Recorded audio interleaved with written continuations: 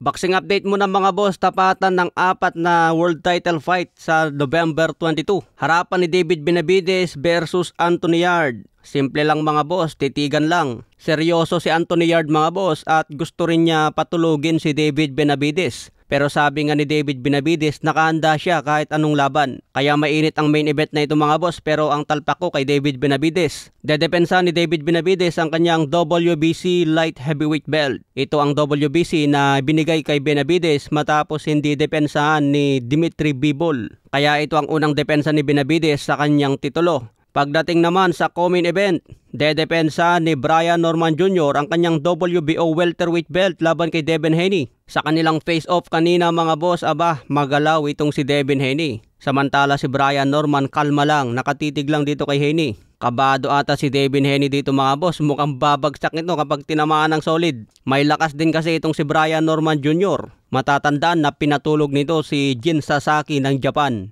Kaya maging maingat dito si Devin Haney kung ayaw niyang matulog ng maimbing. Comment event ito mga boss, kaya ang talpak natin dyan syempre, doon tayo kay Devin Haney by decision. Pagdating naman sa harapan ni Jesse Bam Rodriguez versus Fernando Martinez. Mainit ang harapan ng dalawa dahil agresibo itong si Fernando Martinez. Maganda ito dahil tiwala si Martinez na kaya niyang talunin si Bam Rodriguez. Yamado si Bam Rodriguez dito mga boss at pwede siyang tayaan by knockout. Agresibo at volume puncher si Fernando Martinez. Pero kapag nagpabaya ito sa depensa, maliligo ng counter mula kay Bam Rodriguez. Kaya magandang salpukan ito mga boss, bakbakan sa super flyweight. Bakbakan naman ni Sam Noakes versus Abdullah Mason. Labanan ito para sa WBO lightweight belt.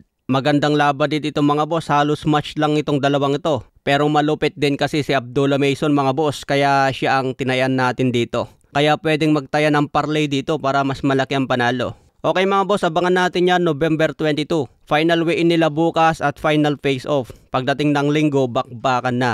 Sa ibang banda, Ryan Garcia nagpakita ng isang video kung saan pinirmahan na niya ang kontrata laban kay Mario Barrios para sa WBC welterweight belt. Binanggit din niya ang laban nila February 21. Papatunayan daw ni Ryan Garcia na kaya niya maging world champion. Yung mga nagdududa raw sa kanyang kakayahan, papatunayan niya sa February 21. Mas matindi na ang motivation ni Ryan Garcia sa kanyang muling pagbabalik dahil natalo ito sa huling laban niya. Ang kagandahan kasi kay Ryan Garcia, kahit matalo ulit kay Mario Barrios, mabibigyan pa rin ito ng big fight dahil sa pangalan niya at sikat talaga. Kaya pwede pang gatasan ni Ryan Garcia ang pagboboxing mga boss. Pero kung manalo naman siya at maging WBC champion, baka posible pa ang laban ni Ryan Garcia kay pambansang kamao Manny Pacquiao. Kaya abangan po natin yan mga boss.